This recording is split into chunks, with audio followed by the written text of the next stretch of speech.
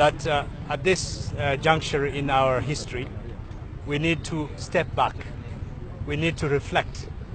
We need to think as a country that is a constitutional democracy and a country of law, that the elections are now over. Those who are able to vote and express their views have done so.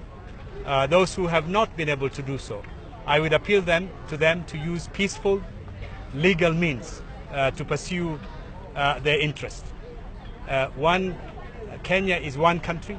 We cannot afford at this particular moment to be divided along ethnic lines, along religious lines, along political lines. We're all Kenyans. And let me say that when conflict breaks out, and I have worked in many countries that have unfortunately fallen into conflict, conflict does not discriminate.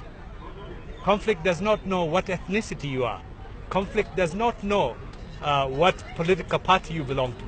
Conflict does not know what religion or what region you come from. It is an unfortunate thing to befall a country and a people. We have a beautiful country. We are, on a whole, rational people. That's why I'm appealing for unity, for peace and coexistence, so that we can go together forward to deal with our problems. But